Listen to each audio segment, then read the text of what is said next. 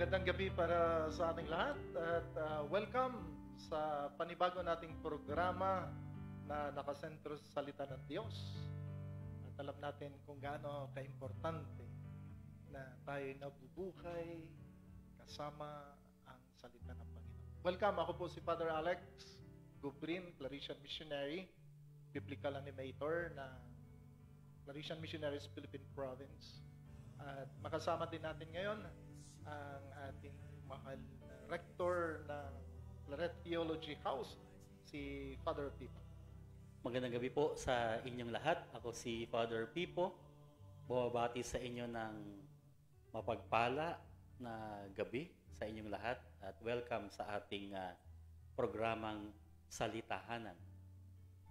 Nais nating batiin ang lahat ng mga sumasabay sa atin ngayon, kung saan man kayong sulok ng Pilipinas, sa Colombia, sa Singapore, sa Dubai, sa Roma. Andito tayo at makasama kayo sa pagninilay, pag-aaral tungkol sa salita ng Diyos. So batiin natin ang bubuo ng miyembro ng ating provincial government. Una sa lahat, magandang gabi sa ating provincial superior, Father Eli. Eli Ayuman. Okay. Magandang gabi rin sa ating vicar, si Father Ama, na nasa Ormoc ngayon. Siya rin ay ang ating prefect of spirituality. Magandang gabi rin kay Father Larry, ating prefect of apostolate. Yan. At ang ating kaibigang provincial econom, si Father Dennis Tamayo. At nais nating batiin itong kasama natin technical staff natin sa studio that made these things possible for us, this platform. Father J from CCFI and Father Martin Ele, ang ating director ng vocation promotions ng ating clerician. Tama. Siya rin ang ating prefect of youth and vocation ministry. So magandang gabi sa inyong lahat. Kahit ang daming ginagawa niyan, hindi yan lumiliit. Siyempre, batiin din natin yung ating provincial secretary, baka magtampo sa atin. Father Efren, magandang gabi sa iyo. Efren Limpo. At alam natin na maraming sumusubaybay sa atin, mga grupo like Claret Solidarity Group, mga parokya na hawak ng mga Clariciano, mga diocese na ating nabisita sa ating biblical animation. Maraming salamat sa inyong pagtangkilik. At lalong-lalo na sa Claret Theology House community na nakikinig sa atin, makakapulot ng aral at na maging masaya at makahulugan ang paglalakbay natin bilang mga disipulo ni Kristo. Oo, siyempre, sumusuporta din sa atin ang lahat ng Claretian communities sa Philippine province. No? Batiin natin sila. Maraming salamat sa inyong pagsuporta, pagtangkilik sa programang ito at nawa mas lalong maging makabuluhan ang gabing ito para sa ating lahat sa bagong programa na gusto naming ibahagi sa inyo.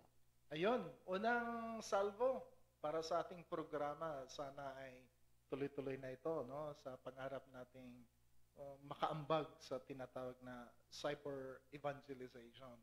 Kaya mga kapatid, nandito kami bilang kalakbay sa pananampalataya sa pamagitan ng pagninilay at pag-aaral sa salita ng Diyos. Una sa lahat, ang titulo ng ating programa ngayon ay tinatawag na Salitahanan. Siguro nagtataka tayong lahat, ano nga ba ang ibig sabihin ng salitahanan? So, ipapaliwanag ni Father Alex, ang ating biblical scholar, tungkol sa ano ba talaga ang kahulugan ng salitahanan. Paano ito nabuo, ang konseptong ito, at ano yung gusto nitong iparating sa ating lahat. Father Alex. Okay, Father Pipo, so unang-una, ay ito'y sagot natin sa panawagan ng ating provincial superior at ng buong congregation na tumugon sa hamon ng cyber evangelization. Kasi nga sa sitwasyon natin ngayon, lahat tayo ay nandun sa cyberspace, cyber world, kaya papasukin natin ang tinatawag na cyber evangelization. At napansin ko na ang salita ay maari siyang tingnan bilang bahay. Pero itong bahay, napapansin ko na kung sa bahay, may kakaibang tawag natin sa bahay, di ba? Yung salitang tahanan. Mas makahulugan para sa akin. Kasi pag ginamit natin yung tahanan, doon tayo dapat nananahan. Kaya ibig sabihin, tahanan. Kaya tawag natin tahanan. Kung saan ang isang tao ay mananahan. Where someone finds peace, harmony, fullness. Bahay, tahanan. Kaya nakita ko sa aking pagninilay na ang salita ng Diyos ay maaaring maging tahanan kung saan tayo nananahan. Kaya salitahanan. Salita, tahanan. Okay. Yun pala yun. Yun pala yung ibig sabihin ng salitahanan, na kung saan ang salita ng Diyos ay nananahan. Maganda yung sinabi ni Father Alex na binigyan niya ng kahulugan ang salita ng Diyos na kung saan kinakailangan itong manahan sa ating buhay, sa ating puso, sa ating sarili bilang simbolismo ng tahanan, na kung saan ang tahanan ay doon tayo at peace, payapa, komportable tayo sa ating tahanan. At siguro ito rin yung isa sa mga layunin ng programang ito. Exactly. Pwede mo No? pang Na ipaliwanag, Father. mapansin natin at hinahangad natin na itong salita ang magbibigay lakas. Itong salita na ito ay magbibigay inspirasyon sa bawat isa at magbibigay kabuuan ng ating karanasan. Kasi may mga karanasan na hindi natin kayang maipagtagpi-tagpi at mahanap ang kahulugan. Pero kung sa salita ng Diyos, sa perspektiba o sa pagtingin ng pananampalataya sa salita ng Diyos,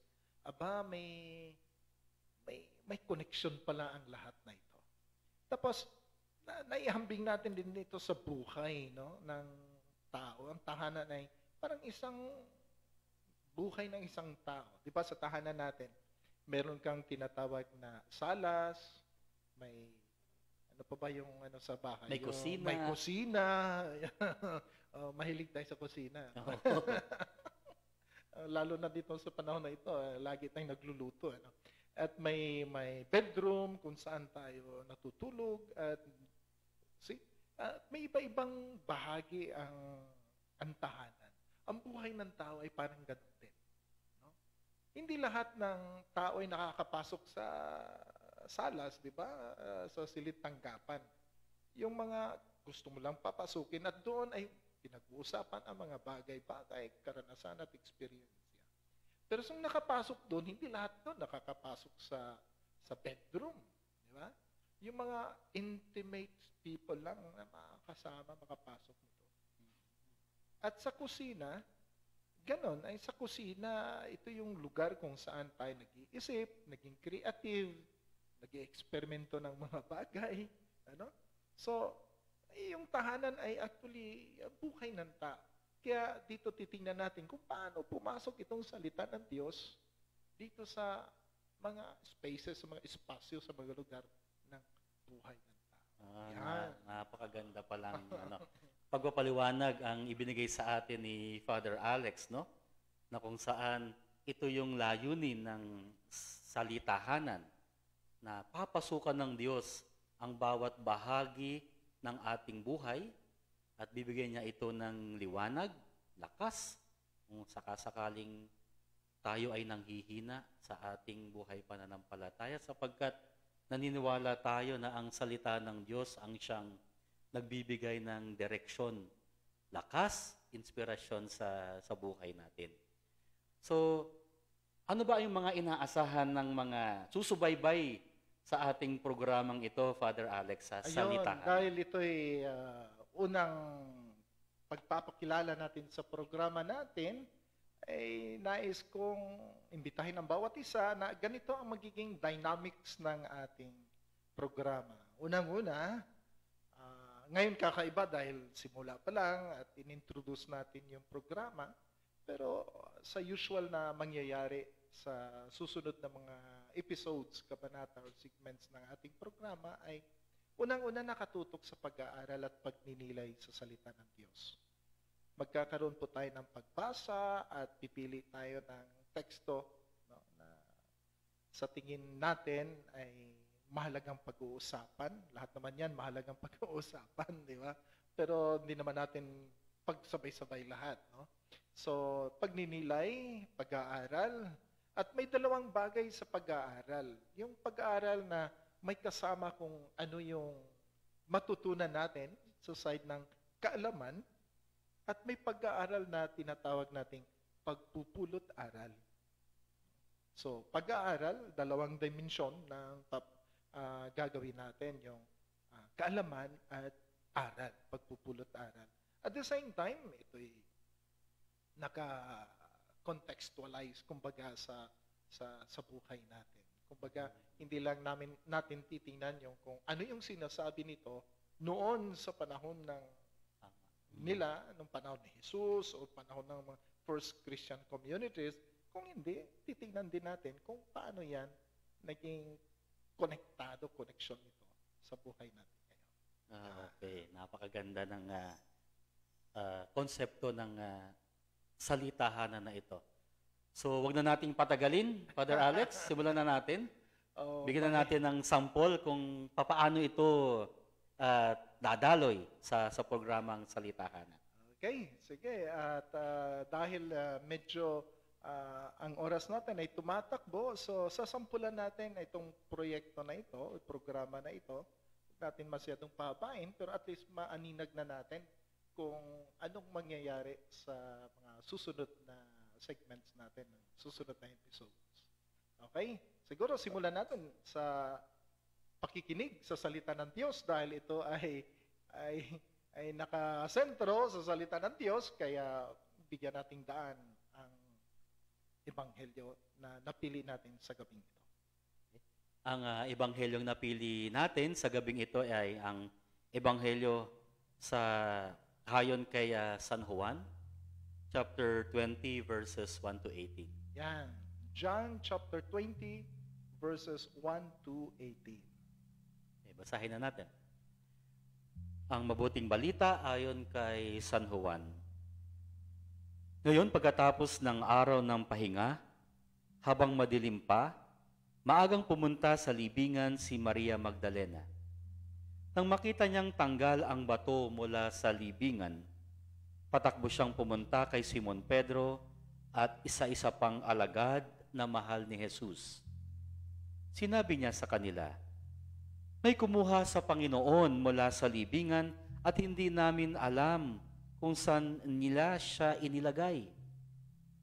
Kaya lumabas si Pedro at ang isa pang alagad at pumunta sa libingan.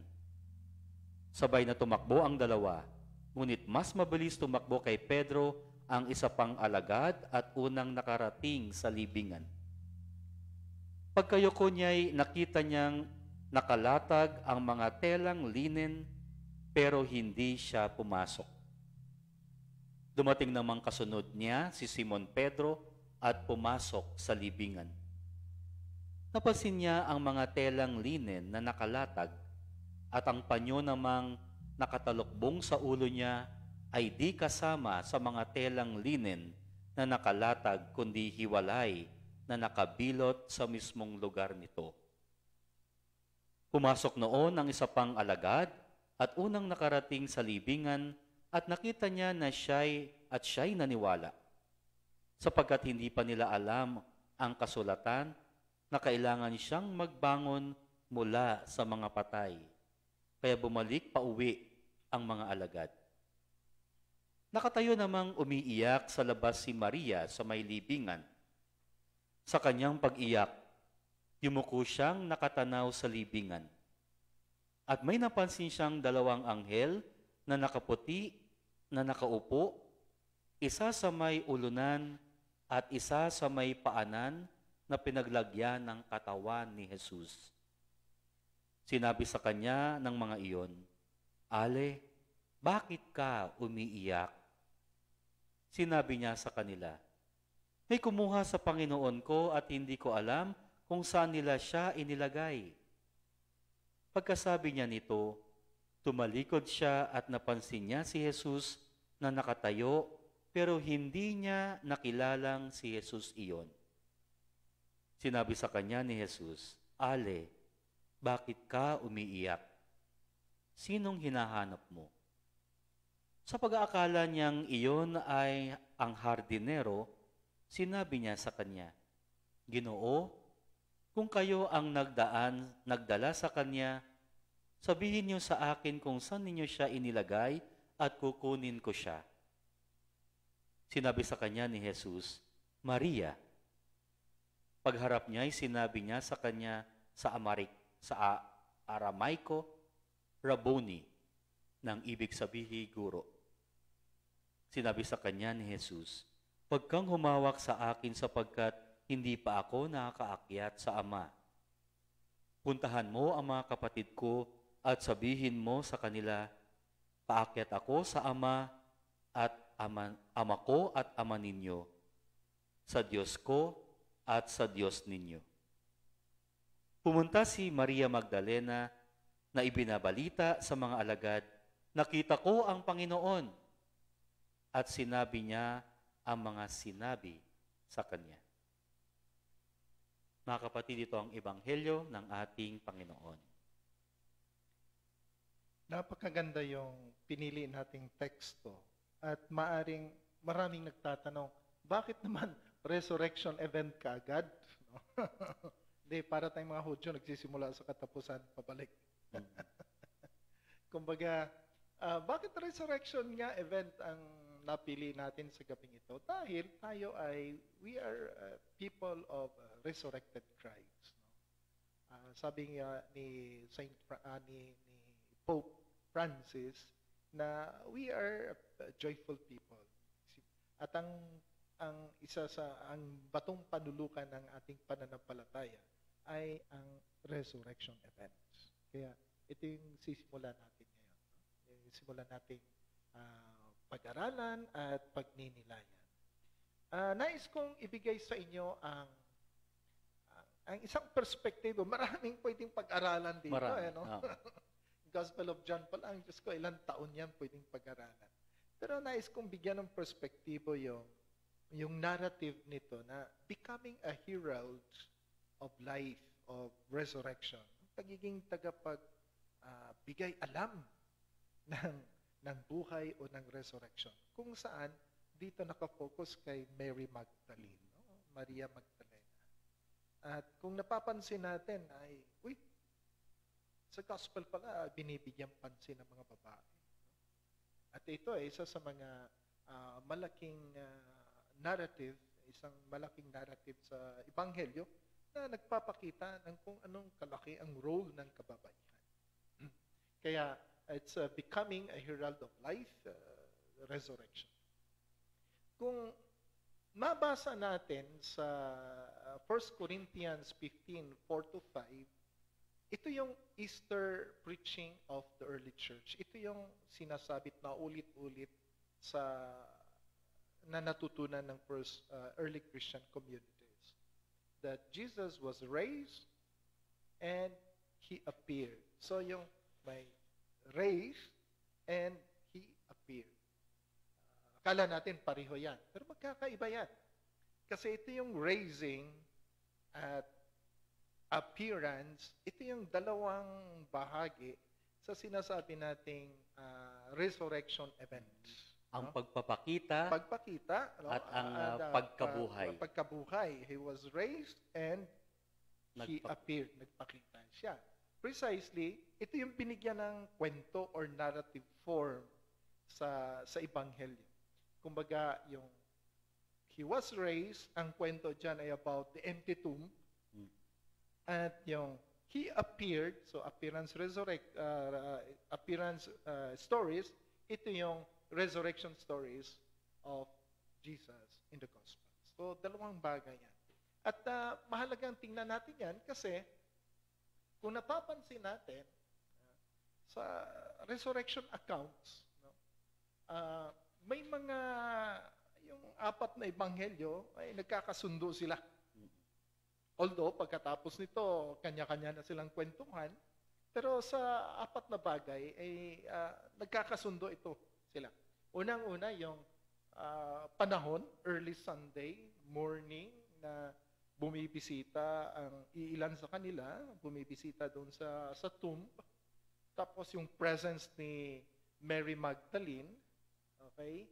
Tapos yung nakita, napansin, pangatlo, napansin na natanggal kumbaga, yung bato. Batong The stone nakaharang. was, the stone was removed, parang pintuan, no? Nabuksan yung pintuan. And may nag-report din, the narratives were also reporting about the presence of the angels. So ito yung more or less common stories. And after that, kanya-kanya na sila, yung mga Gospels narratives. Kanya-kanya na silang hirit, kumbaga, kung anong mga kasunod yan. Pero dito, nagkakasundo sila. So, empty tomb and yung appearance ni Jesus. Ito yung tungkol sa resurrection. Kung napapansin natin na may struktura ito eh. May struktura ito. Yung chapter 20, 1-2, parang introduction siya. At dito nagpapakita yung conflict, di ba? Pag may kwento, may conflict. Kung walang conflict, walang kwento. Description lang siya, di ba? Kung may drama dahil may conflict. So, anong conflict dito? Nakita ni Maria na naalis yung bato na nakaharang. Tumakbo siya kaagad kay Pedro at yung beloved disciple. Hindi siya pinangalanan dito. At sinabi niyang, natanggal yung bato. No? So, that's the conflict. Bakit? Ano nangyari? No? And then, kasunod na doon, so sa chapter 20, verses 3-10, ito na yung kwento ng the tomb, the empty tomb, no? Nang tumakbo na si Pedro, tumakbo din si beloved disciple, at nakita nila ito. And then, babalik tayo niyan, third part of the story, chapter 20, verses 11-18, makita natin, bumalik uli yung, kumbaga, yung zoom ng camera, bumalik doon kay Maria. Ito na yung dialogue ni Maria at ni Jesus. Kumbaga, ito yung daloy ng kwento ng resurrection event na inireport ni sa Gospel ni John. Kung mapapansin natin, kumbaga, parang scenery ito. First scene, second scene, and third scene. Doon sa una, parang inintroduce, di ba? Pag may kwentuhan, ini-introduce muna yung mga characters, at saka ano yung problema, anong nangyari, ano? So, na-introduce si Maria, na-introduce si Pedro, at saka na-introduce yung beloved disciple. Ang conflict nga, gumalaw, nawala yung bato. So, ano nangyari? Sa second scene yan, ay tumakbo sila. Papunta doon. So, ito na yung... Pero, mapansin natin na doon pa lang sa introductions pa lang, pinapakita ito. Si Maria, si Pedro, the beloved disciple, napansin natin na, may pahiwatig na ito, no? Ito yung, si Pedro, isang leader, yung beloved disciple, isang leader, di si Maria din, ibig sabihin, leader din. No? Nakita natin, si Mary Magdalene, ibig sabihin, leader din. Okay? Kung napapansin natin sa mga kwento naman, napapaikot sa mga leaders or epic heroes ang mga narratives. So, naisama si Maria dyan. So, si Maria, si Pedro, at the beloved disciple. Nagpapakita din ito ng anong role ng bawat isa nito. Ayan, maganda yan. Different roles. Kasi, kaya nga, sa charism ng pagiging simbahan natin, ang dami natin, pero may iba't ibang roles tayo. Si Maria yung nag-point out na, gumalaw ang bato. Tapos, kung maalala natin na si Pedro has a big role of confession of faith, di ba? Si Peter, yung faith confession ni Peter. At kung napansin natin dito, si beloved disciple, very intimate yung very silent siya, very intimate yung kanyang dimension. Okay? Kumbaga, ito yung ito yung kind of discipleship niya, no? Yung intimate parts, no? Very close to Jesus and all these things. Tapos si Peter is more of a community man. Parang kumbaga sa sa bahay siya yung sala diyan, no? And then siya yung nag-confess that you are the Messiah and all these things. So may mga roles na ina-attach na dito sa narratives na ito. Kaya different roles are being defined in the introduction. Actually, makita natin sa pangalawang segment ng kwento na itong mga roles na ito ay mas lalong binigyan diin. Okay?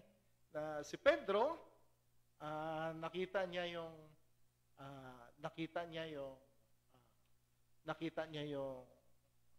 nung nandun na siya, tumakbo siya, nakita niya na, nandun nakabukas, tama yung sinabi Walang ni harang. Mary. Walang harang. At nakita niya na, nandun yung clothes. Yung linen clothes. At yung mga wrappings Ni Jesus. no? At nakita din ng beloved disciple, no? Yung linen, ang sinabi, linen lang ang nakita ng beloved disciple. So, nandun. So, parang nakita mo na aninag natin dito na tama yung sinabi ng narrator ng na si Jesus hindi ninakaw. Hindi siya ninakaw. Kung hindi, totoong nabuhay siya. Kasi pag ninakaw yun, hindi iniiwanan yung mga naka-arrange yung nakabalot sa kanya. Yung bumabalot kay Jesus, naka-arrange yung nasa unahan at nasa paanan ni Jesus. Yung mga, hindi ninakaw. Ito yung the story behind the text. No? Ito yung gustong palabasin na si Jesus ay talagang sa kwento ng empty tomb ay nag-resurrect. No? He was raised.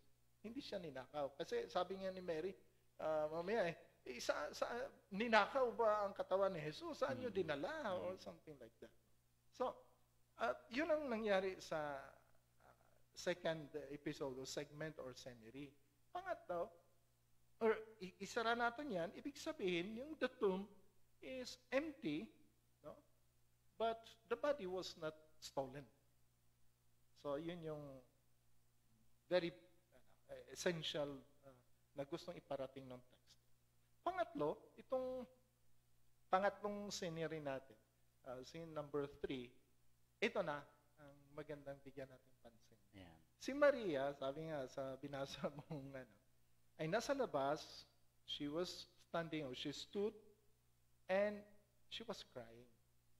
Ang crying na yan is very, very important kasi sa gospel lang ni John ata nakasulat na si Maria ay umiyak. And this is very indicative of how one is grieving. No? It's not because of the confusion of what's happening, but rather masakit sa kanya pa rin na ang nangyari kay Jesus. Ito yung grieving. But it is also a psychological state of mind, no? A reading of reality. Someone who is grieving. No? At the same time, kung napapansin natin, Mary, hindi lang nanatili sa labas. She bent to see the inside.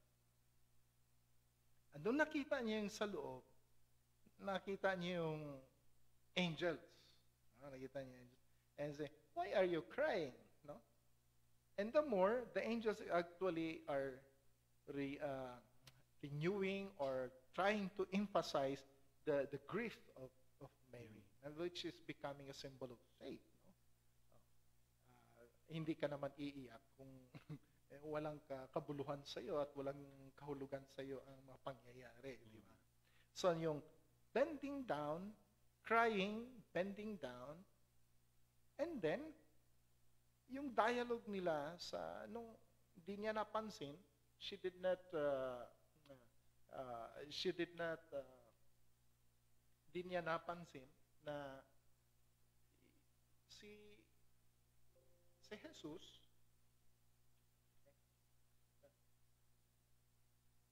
Jesus na pala yun. No? Kausap niya. At she did not realize it. And then later, she realized that it was Jesus. So there is growth moment. And then, so you have this bending down, weeping. Growth moment, realizing that it was Jesus. At sabi pa nga ni Jesus, don't hold on to me. Kumbaga, it's like saying, wag mong harangan yung plano, nakalaan na, no? Nakaplano na. It's not really of holding on. Yun pala ang ibig Oo. sabihin nun. Huwag Oo. kang hahawak Hapto, literally. ang gamit dyan sa Greek ay hapto. It's more of, it's not more of, don't cling to me, wag mo akong hawakan dahil hindi pa ako nakapunta sa sama. It's really more of, wag mong harangin yung nakaplano na ng Panginoon, ng aking Ama. Bakit? Dahil sa gospel ni John, ang ano doon, ang glorification ni Jesus ay nagsimula sa death, resurrection, at ascension. So hindi pa tapos. Kailangan pang umuwi muna si Jesus para nagkaroon ng glorification. Kaya it's more of, it's not like wag mo akong hawakan, but rather wag mong harangin yung nakalaan na proseso, na dynamics. No? At pagkatapos noon, at sabi ni Jesus, go to your brothers, to my brothers, and proclaim and tell them that I am alive and I want to meet them. So this is now the proclamation side. So you have the bending down, crying, growth period, and then the proclamation, the mission. And in fact, ito yung dynamic siguro na maaari nating tingnan bilang disipulo, bilang Kristiyano. Yung becoming a hero towards the end. There are moments that we have to bend down. Diba? Kailangan nating lumuhod, kailangan nating para makakita ng panibagong perspektibo sa buhay. Sa panahon ng pandemya ngayon, siguro may ibig sabihin ito. We need to bend down. No? And then, yung pangalawang punto na we need to cry. No? Crying, ikaw, formator ka, alam ko na, mahalaga ang pag-iyak, literally. At hindi lang sa luha, kundi sa puso natin. It's really more of it's awakening to a reality, bending down, and here comes the purification side to open our lives to God, no? To cry it out, to protest, to lament. Kaya mahalaga yan. And then yung growth process. Maganda yung nangyari kay Mary kasi akala niya gardener. Tapos naging teacher na si Jesus. Tapos nung nag-announce siya, I have seen the Lord. Yung umaakyat yung ginagamit. May growth, may paglago. May paglago may proseso. Sa pagtingin ng kung sino ang Diyos. So, mahalagang yan, yung paglago natin. Sa man nangyayari sa buhay natin, lumalago tayo. May dynamics na, may proseso, at kung nasakyan natin ang maayos, ay lumalago tayo. And then, lastly, yung mission. You go, you proclaim that God is risen. We proclaim life. We are missionaries, we are disciples of life, and we proclaim life. We are not giving death, but rather, we are not called to give death, but rather life. So, yung buhay, to bring life to this world, to give hope, no? Lalo na sa panahon ngayon ng pandemya, to give hope na we can overcome. Yun. Maganda. Nais kong bigyan pansin. Maganda yung pagpapaliwanag ni Father Alex, no? Especially ang mas nagustuhan ko doon ay yung bukod sa pag-aaral, the exegesis of the resurrection or the empty tomb, na ipaliwanag na mabuti ni Father Alex yung pag-aaral, yung pinagmulan kung paano nangyari ang mga bagay nung panahong yon. At ang mas nagustuhan ko dun ay yung aral na pwede nating makuha sa ngayon.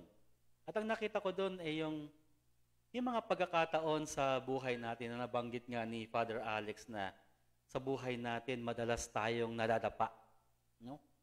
Sa mga problema ng buhay, madalas tayong nadadapa, pero yung proseso doon ang mahalaga sa pagkadapa natin. Bago tayo makabangon, kinakailangan muna nating lumuhod. Sa ating pagluhod, ito na yung unti-unti nating pagbangon sa pagkakadapa. At bahagi noon ang ating mga pagluha, pag-iyak, paghihinagpis. Bahagi ito ng paglago ng buhay natin na kung saan sa bawat krisis na na dumarating sa buhay natin, ito yung mga pagkakataon na tayo ay lumalago sapagkat sa bawat krisis na nararanasan natin sa buhay, marami tayong natututunan. At sa palagay ko, ito yung salita ng Diyos at ang mensahe ng Diyos na gustong iparating sa atin. No? Na sa bawat pagluhod natin, sa ating pagkakadapa, sa bawat pagluha natin, sa mga problemang meron tayo, ang lahat ng ito ay bahagi ng ating paglago upang lubos nating makilala sino ang Diyos sa ating buhay. Ayun. So, hopefully, mas sa mga nakikinig, mas nadagdagan yung kanyang kaalaman, nadagdagan yung kanyang aral, at mas napalapit kayo sa Panginoon. Yun yung ating purpose dito, na ang salita ng Diyos ay magiging ating tahanan. Okay? Siya kung saan tayo mananahan. Okay? So, maraming salamat sa inyong pakikinig. At sana ay subaybayan nyo pa kami muli sa mga susunod natin na activities na programa dito, susunod na segment. Father Alice, gaano ba kadalas itong programa na ito? Ang balak, ito sinasabi natin. Ang balak ay every Wednesday, at ang sabi ng ating director ay baka pwede nang ilipat sa mas maagang oras. At ngayon kasi naghahanda pa lang tayo, nagsusubok pa lang tayo, at we will grow with this, no? So siguro every Wednesday at 8:30 ng gabi. At kung nais pa nating palalimin talaga ang ating ay marami tayong mababasa, marami tayong materials para makatulong sa atin. Available na po sa Claritian Publications ang Bible Diary. Pwede siyang i-order sa Lazada at sa Shopee, no? At nasa naka-publish ang natin live sa Be a Claritian Missionary, at sa Word Links, at sa aking personal na Facebook account, at sa Tatak Claritiano sa YouTube channel. So, at marami pang activities na mangyayari.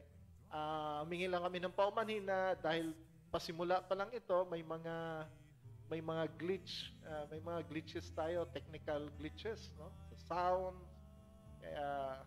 Kaya siguro kailangan natin ng donation, pambili. Kailangan natin ng pondo. Pondo para makabili tayo ng magandang equipment. Tama ka dyan, Father Alice. Pero walang haharang sa atin. Tuloy-tuloy ito. Kaya sabi ng definition ng isang Claritian missionary, nothing daunts him. Kahit pangbahay lang muna itong style natin, pero darating tayo.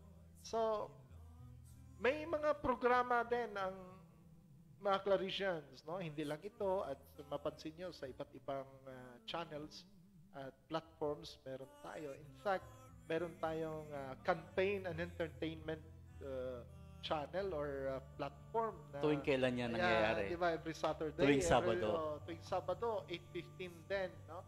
At si Father Larry ang nag-host niyan. Larry ang nagpa-banner dyan. Naimbitahan akong kumanta, pero sa palagay ko, hindi ako nabihayaan ng talent ng pagkanta. Sabi ko kay Father Larry, tula na lang, pwede ba?